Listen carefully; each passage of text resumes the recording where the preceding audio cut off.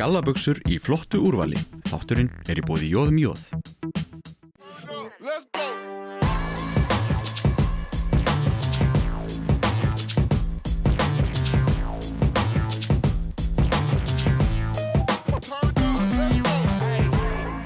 Já, komið sæl og velkomin í taktíkina. Í þessum þætti ætlum við að fjalla annars vegar íshokkí kvenna og hins vegar júdó kvenna. Hingað til mín í settið komið Silvíu Rán, íshokkí konu SA og íshokkí konu Íslands 2018. Velkomin. Takk hérlega fyrir það. Þetta eru heldur betur stóri titlar fyrir 19 ára stelpu. Já, það mætti segja það. Hvernig áttirðu von á því að fá svona viðurkenningar svona snemma á ferlinum? Nei, það er alltaf fáir í þessa íþrótt svo það kannski var komið alveg að því. Maður átti von á því í fyrra og svo, jú, ég kannski smá átti von á því. Búin að náttúrulega átti gott ár á HM og átti gott season líka í fyrra. Svo það mætti segja að hafa komið að þessu. Gott ár á HM svona vægt til orða tekið, þú þar valinn besti sóknarmaður mótsins og í þessum landsleikjum eru 20 landsleikir, 23 mörk og 7 stoðsendingar. Þetta er frábær árangur. Já, það er það. En svona nú maður er búinn að vera að fylgjast með hokkíinu og þetta er svona, nafnið þitt kom mjög fljótt upp, svona frá 16 ára aldri ertu búinn að vera dálítið öflug. Já, náttúrulega, ég er búinn að vera í þessu núna bara síðan ég var 3 ára að byrja ég að æfa listhlaup og var í því 4-5 ár og færði mig fyrir hokkíið. Og þar bara kom ég inn fljótt og var bara í yngri flokkunum og svo þegar ég var 10 ára þegar ég spilaði fyrsta meistaraflokksleikinn minn í marki. Það gleymist að segja það og síðan þegar ég var 11 ára þá byrjaði ég að spila meira sem sóknarmaður og bara vann mig bara upp og frá 12 ára aldri og núna hingað hef ég bara verið bara í þessu að fullu. Hvernig leið þér 10 ára í markinu í meistaraflokksleik og þetta er nú ekki smá skot, þú veist, þegar það er verið að slá pökkinn í þig? Ég man svo lítið eftir því. Þetta er bara eins og bara minning fyrir mér núna en ég man bara að ég var stressuð fyrir þessu en svona er það. Eðlilega, já. En svo ferðu og þú ert núna sóknarmaður, þannig að þú ert búinn að spila flesta stöður? Já. Ég hef alveg spilað vörn líka en ég er alveg frekar þekkt fyrir að vera bara sóknarlega sóknarmaður og ég fer alveg í vörnina en mér finnst ekkert rosalega gaman að vera þar. Þín leiðin í hokkíið nú, ef maður hugsar þessar íþróttir, það er fótbolti og fimleikar og dans, alls konar íþróttir. Byrjarðu bara strax í hokkí eða byrjarðu eitthvað annað fyrst? Ég var í fótbolta líka þegar ég var yngri. Og þegar ég var þá þessum 10 ára aldri þá var ég búinn að vera að æfa frekar mikið í báði æfingar alla daga og það bara kom að því að ég þyrfti bara að velja hvor íþróttina ég ætlaði að vera bara full í og það ég man bara eftir að það var erfitt val fyrir mig og hokkí var fyrir valinu. Nú er hokkí samt ekki alveg heilsárssport þannig að oft eru þessir krakkar eða einstaklingar sem eru að æfa hokkí eru að æfa eitthvað annað yfir sumartíman. Hefurðu verið að leita í einhverjar aðrar greinar? Nei, ekki bara ræktina og er búinn að vera svona að prófa crossfit á sumrin. Annars er ég bara í ræktinu og svona að reyna að æfa það sem ég þarf að vinna í og svoleiðis. En ég hef ekkert verið að æfa eitthvað annað með. Nú ertu 19 ára á síðasta árinu í menntaskóla. Ertu farin að hugsa næstu skref, hvað þú ætlar að gera? Ertu farin að hugsa eitthvað út, jafnvel? Já, ég hef verið lengi að hugsa að fara eitthvað út og menntaskólinn hefur alltaf verið bara svona pínu fyrir mér og mér hefur alltaf langað að klára hann. En núna þar sem ég er að klára þá stefni ég á að fara út bara beint eftir skólan. Hvernig hefur þetta gengið að tvinna saman skólan og íþróttina? Það hefur gengið upp hingað til en það hefur verið erfitt að kannski hafa ekki allan tíma í heiminum til þess að gera eitthvað verkefni þegar þú ert að fara á æfingu í kannski 3 klukkutíma kvöldi en maður þarf bara einhvern veginn að láta það ganga upp. Finnst þér vera mikil skilningur hjá skólanum og kennurum fyrir því sem þú ert að gera fyrir utan skólan?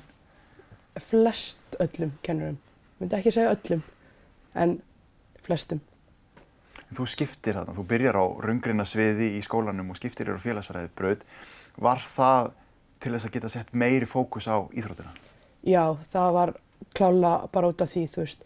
Ég hef alveg áhuga á raungreinum en þegar þú ert á því sviði þá er ekki mikill tími til þess að gera neitt annað og þarna var ég bara á þeim tímamótum þar sem mér langaði bara að hugsa hokkíið og sinna hokkíinu. Svo ég bara tók þá ákvörðun að skipta yfir á félagsbraut sem ekki léttari braut en bara öðruvísi. Ef þú hefði fengið meiri slaka til þess að vinna þetta saman, hefur þú haldið áfram á raungreinabraut? Já, klárlega. Ef hún væri kannski aðeins öðruvísi og væri kannski aðeins mótuð fyrir kannski íþróttafólk og fólk sem að gera eitthvað annað með skólanum, þá hefði ég klárlega haldið áfram. Og ætla ekki að gleyma því að íþróttin hellingsskóli og það að fara í landsliðsverkefni og spila heimsmeistaramóti, það skóli líka alveg eins og að sitja og reikna í bók. Já, bara meiri skóli ef eitthvað sko. Maður lærir hellinga og bara eldri leikmönnunum og bara vera þarna og þú veist, bara vera íþróttamaður. Þetta hellingsvinna, lærdómur.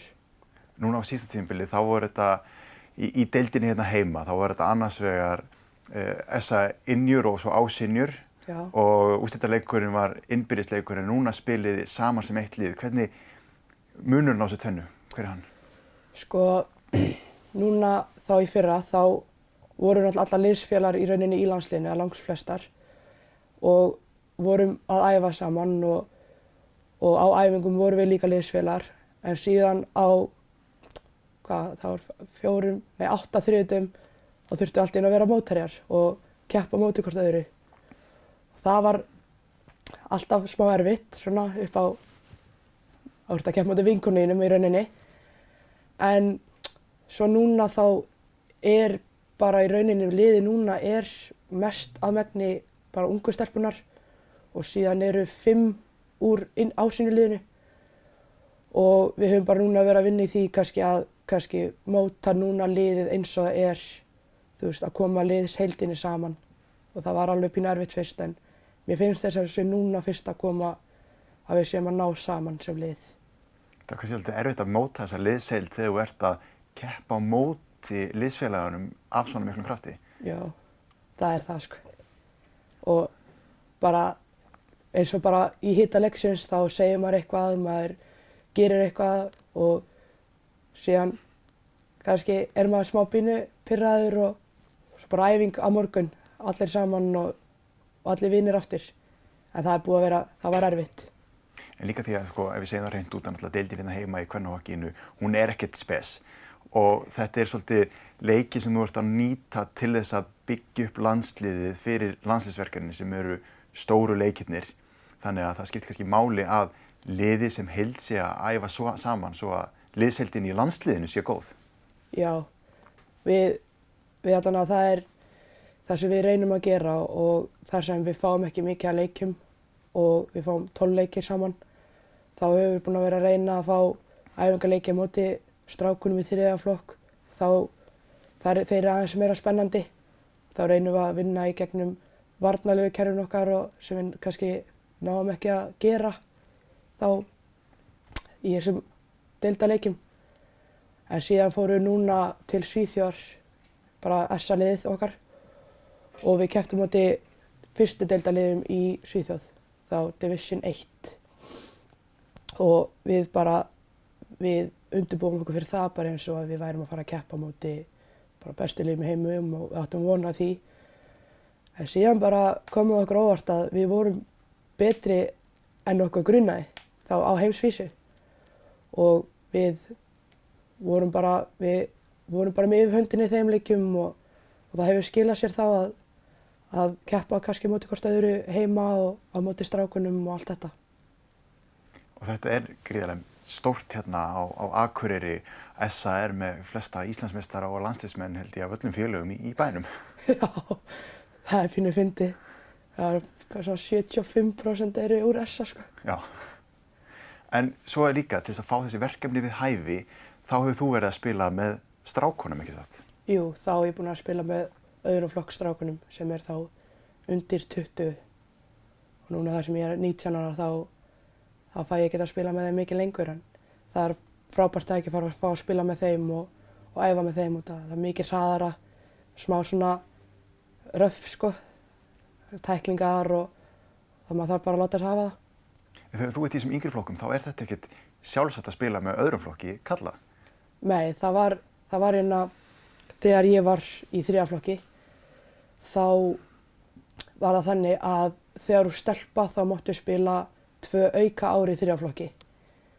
En svo þegar ég var búin með mín 3. flokks ár, þegar ég var þá 16 ára, þá mátti ég ekki spila með 3. flokki lengur. Það bara hinn félögin leyfði það ekki. Svo þá fékk ég að fá að spila með öðrum flokk sem var þá í rauninni bannað að stelpur spila með þeim. En við fengum það í gegn að ég fengi að spila með þeim. Finnst þér það ekki að hafa gefið mikið? Jú, það maður lærir hellingum. Þeir spila aðeins öðruvísi hockey, svo maður lærir kannski að, þú veist, að spila eitt hockey og fara svo til annað. Kannski skrítið að segja að fólk skilur ekki hockey, en þá er þetta bara svona, maður þarf kannski aðeins að hefla niður hraðan þegar maður fer svo í kvennaflokk og það má kannski ekki tækla mikið eða eitthvað svona leys. En þetta er svona, það er að tala sko bil milli kynja í íþróttum og þú talar þarna að hefla niður hraðan í kvennahokkíinu, en þú getur samt sem áður alveg spilað á strákalevelinu í U20 liðinu. Já, ég get það alveg. Maður bara þarf að vinna kannski aðeins meira en þeir og leggja aðeins meira á sig. En þeir leggja líka helling á sig líka. En það segir okkur að þetta bil þarf kannski ekki að vera til og þetta bil er kannski meira til í hausnum á okkur heldur en getu að stelpur geta alveg spila hockey eins og strákar. Já, klárlega. Og það er bara miklu skemmtilegra þegar maður spilar þannig, þegar tæklingar eru leyfðar, við megum ekki tækla í kvennaflokk og það er bara út af þá bara hættunni út af því. En þú veist, mér finnst það að vera jafn mikið hættulegt fyrir þá og okkur, þú veist. En í rauninni þá er þetta bara út af hvernig líkaminn er öðruvísi heldur en karla og það er bara staðreynd sem er ekki hægt að breyta. En þegar þú ert að spila á móti þessum liðum úti eins og heimsmeistaramótinu, þetta er svolítið stökk frá deildinni hérna heima. Hvernig undirbyrjuðu þið fyrir svona leiki?